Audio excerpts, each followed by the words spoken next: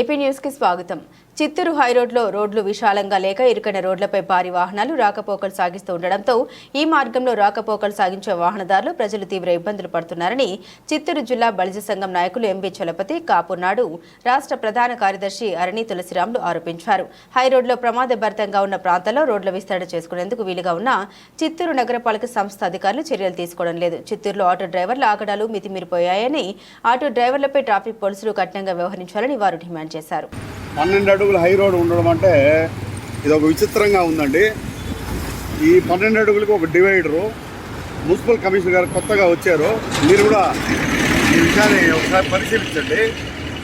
Current poles, ఈ telephone poles road సెంటర్లో ఎందుకు ఉంది, రోడ్డు ఎక్కడి వరకు వెళ్తుంది, కనీసం కొలతలేసి కొట్టడానికి మీ ప్రయత్నాలు చేయండి. మా ఎమ్మెల్యే గారు పూర్తిగా స్వేచ్ఛ ఇచ్చినారు అధికారులకి.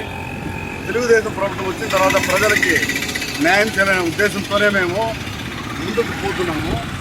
కానీ ముఖ్యంగా అధికారులు ఈ విషయాన్ని పరిశీలించాలా. హై రోడ్డు ఈ విధంగా 12 అడుగులు ఉండి డివైడర్ ఉండడము ఏ జిల్లా హెడ్ క్వార్టర్స్లో కూడా లేదు. మన ఇండియా అంతా వెతికినా కూడా దొరకదు.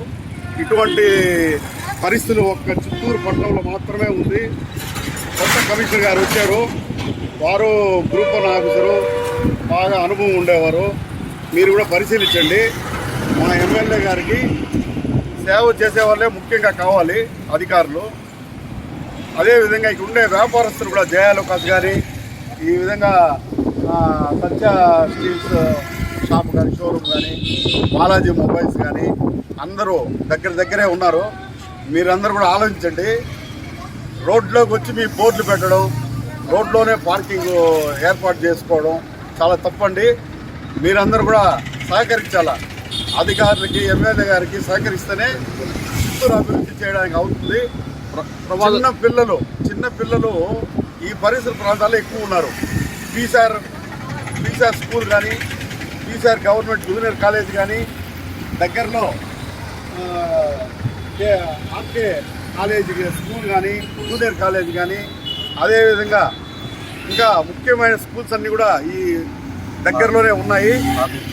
ఆఫీసులు, పోలీస్ ఆఫీస్ దగ్గరలో ఉందండి. ఎస్పీ గారి ఆఫీస్ కూడా దగ్గరలోనే ఉంది.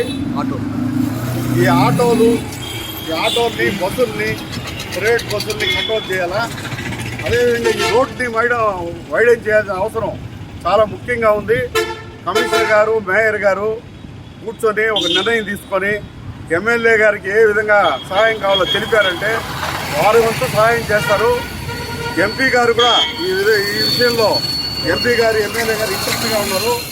ముఖ్యంగా మా నాయకులు నారా చంద్రబాబు నాయుడు గారు ఈ విషయంలో చాలా ముఖ్యంగా నిర్ణయాలు తీసుకోవడంలో ఎటువంటి విషయంలోగా ఇటువంటి పబ్లిక్ విషయంలో వెనక్కి పోరు వాళ్ళు. మీరందరూ కూడా సహకరించి తగు నిర్ణయం తీసుకోవాల్సిందిగా మున్సిపల్ కమిషనర్ గారికి, మేయర్ గారికి తెలుపుతున్నాము.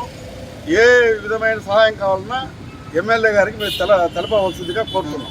యాక్సిడెంట్ చనిపోతున్నారు ఈ మధ్యలో యాక్సిడెంట్ అయ్యి గిరిపేటలో కూడా యాక్సిడెంట్ అయ్యిందో ఒక మనిషి చనిపోవడం జరిగింది. మీరు చూడండి, ఈ రోడ్లో పోతే ఒక మనిషి నడవడానికి కూడా స్థలం లేదు. దయచేసి ఈ విషయాన్ని పరిశీలించి కమిషనర్ గారు గట్టిగా నిర్ణయం తీసుకొని